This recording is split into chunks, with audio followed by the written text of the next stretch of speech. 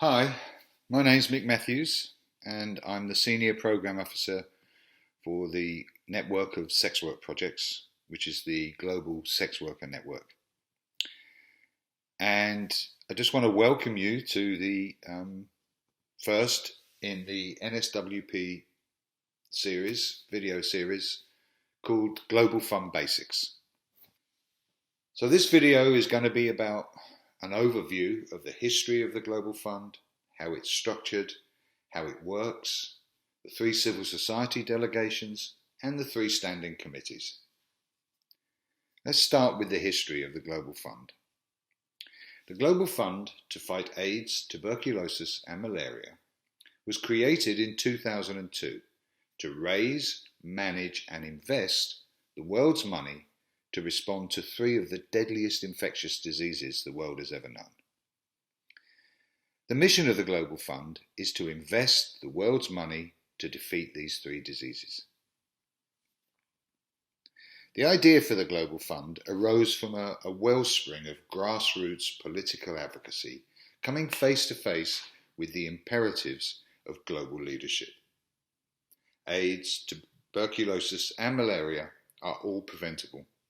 And now they're all treatable. But solving this problem requires commitment not only of world leaders and decision makers, but also of those working on the ground to help the men, women and children living with these diseases. It's important to remember that when Kofi Annan, the former Secretary General of the United Nations, first proposed the idea of a global fund to world leaders, it was in response to the huge outcry from communities and civil society. Too many millions of people were dying from AIDS. Too many souls were being lost, and business as usual was not working. Then Kofi Annan had his dream. The idea was first discussed at a G8 summit in Okinawa, Japan in the year 2000. The idea of a global fund began to come together at the African Union Summit in April 2001 and continued at the United Nations General Assembly Special Session, the UNGAS, on AIDS in June 2001 and was finally endorsed at the G8 Summit in Genoa, Italy in July 2001. And then the Global Fund to fight AIDS, tuberculosis and malaria was born.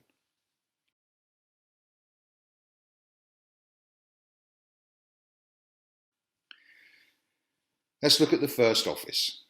Once the idea of a global fund had been agreed, the next task was the massive undertaking to set up a global institution. An interim office and transitional working group, commonly referred to as the TWG, was established in Brussels, Belgium. Now this was a highly pressurized environment as they set about designing mechanisms to manage and disperse billions of the world's money. As part of the process to develop the principles and working modalities, the TWG funded a global civil society consultation. This included a worldwide electronic consultation and culminated in a global meeting of around 150 participants, which had a massive impact on how the Global Fund was set up and structured. The Global Fund Framework document is the founding document of the Global Fund and lays out its principles and its working modalities. And approximately 60% of the framework document emerged directly out of the civil society consultation process. So civil society and key populations have a massive stake in the Global Fund, unlike with any other global institution. The Global Fund is based on 4 fundamental principles. First, there is partnership, and that means partnership with the UN technical agencies, private sector, civil society, communities. All those involved in the response to the diseases should also be involved in the decision making. Then there's country ownership. Now, country ownership means that people determine their own solutions to fighting the three diseases. Each country tailors its response to the political, cultural, and epidemiological context of that country.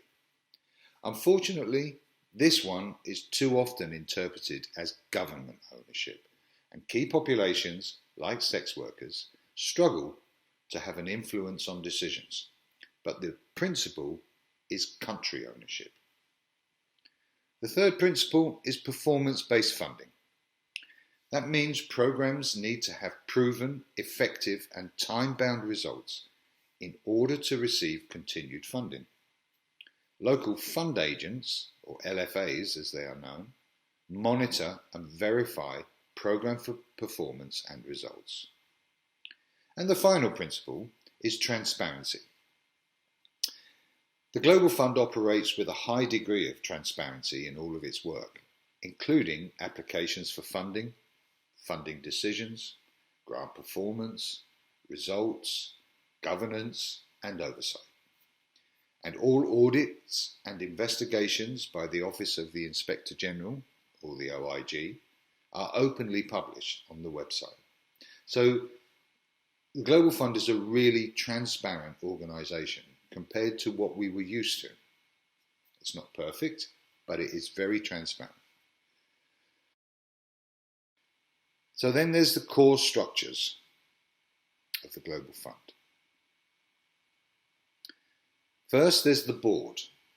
The board sets strategy, governs the institution, and it approves all funding decisions. It is also responsible for assessing organisational performance, including the performance of the executive director, and overall risk management, partner engagement, resource mobilisation, and to some degree advocacy. Then there is the country coordinating mechanisms, or CCMs as you probably refer to them. Each implementing country establishes a national committee or a country coordinating mechanism to submit funding requests on behalf of the entire country and to oversee implementation once the request has become a signed grant. CCMs should include representatives of every sector involved in the response to the diseases. Then there are the local fund agents that I've mentioned earlier, the LFAs. These are independent consultants who assess implementation and data. As the Global Fund does not have offices in country, LFAs serve as the eyes and ears of the Global Fund on the ground. Then you have the Office of the Inspector General, or OIG. The OIG is an independent body reporting directly to the Global Fund board. The OIG works to ensure that the Global Fund invests in the most effective way possible and to reduce the risk of misused funds and other possible abuses, including human rights abuses within Global Fund grants. Then you have the principal recipients, or PRs. The PRs are responsible for implementing grants, including coordination of smaller organisations known as sub-recipients or even sub-sub-recipients.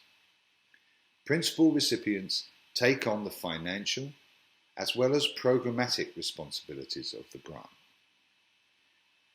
Then you have the staff of the Global Fund, and the staff are responsible for the day-to-day operations, and all staff are based in Geneva, Switzerland.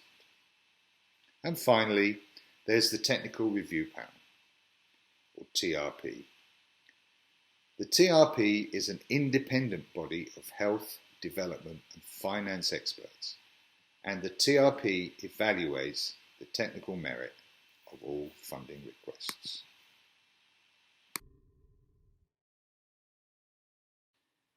Slide 6, partnerships, and excuse the cat. This is how the board is structured. As you can see from the slide, it is split between donors and implementers. The other board members, such as UNAIDS, WHO, Stop TB, Roll Back Malaria, etc., do not have a vote. Because seats are allocated on the donor side, based on the size of contribution to the fund, some seats are occupied by a single country, such as the US or the UK or France, while others are occupied by multiple countries or entities, such as the European Commission or private foundations or private sector. And they have a single seat, and the board member usually rotates between the different entities within that particular partnership. The implementer side is regionally allocated, plus the 3 civil society delegations.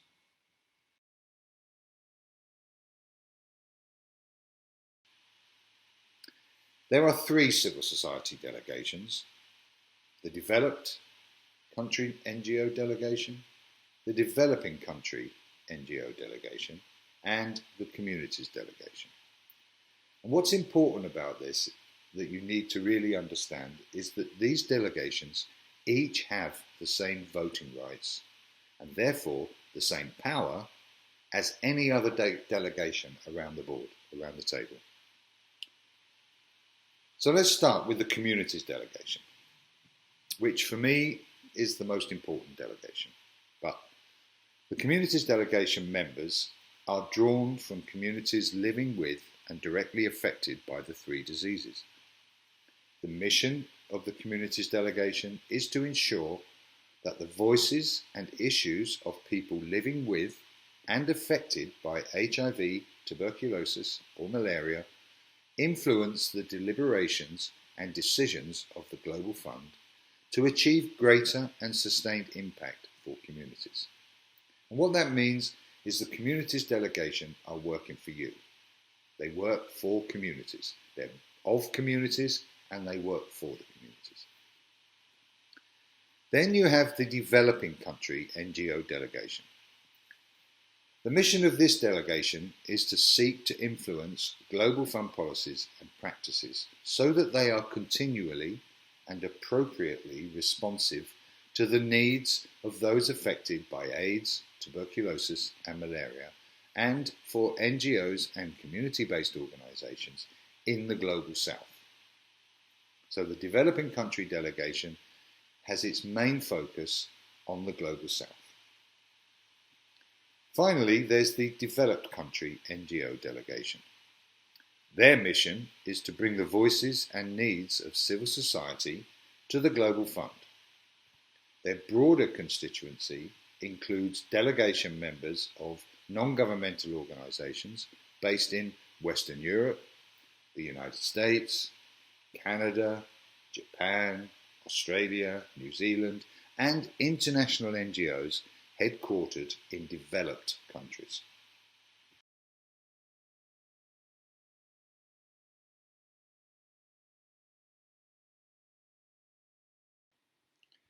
So, moving on to the board committees.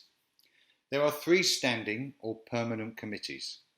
There's the Strategy Committee, the Audit and Finance Committee, and the Ethics and Governance Committee. The standing committees enable the Global Fund Board to do its work. Each committee has delegated authority from the board so that they can make decisions and perform advisory and oversight functions in their specific areas. Really important decisions, such as grant approvals, the Secretariat operating budget, or approval of the strategy, are brought to the full board for further discussion and final decision making. The coordination of the work of the board and the committees is managed by the coordinating group. And slide 9, this looks at the board committees and their functions. So the Strategy Committee is responsible for guiding the development of the next Global Fund strategy for 2023 and 2030. During the implementation of each strategy, it provides oversight of the strategic direction of the Global Fund and ensures the optimal impact and performance of its investments in health.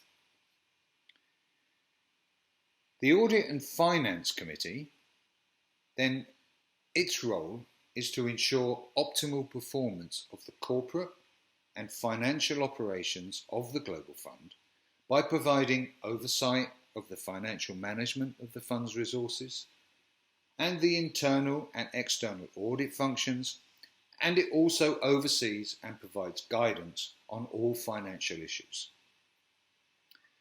And finally, there's the Ethics and Governance Committee.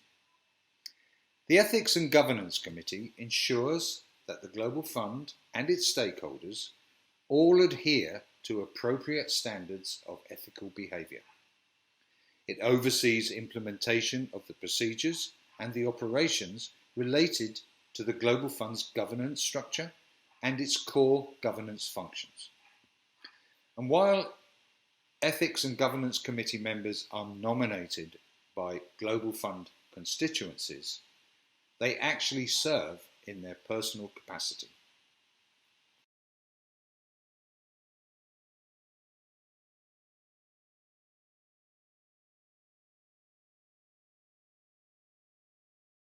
Once a CCM submits a funding request on behalf of the country, it is reviewed by the Technical Review Panel, or TRP.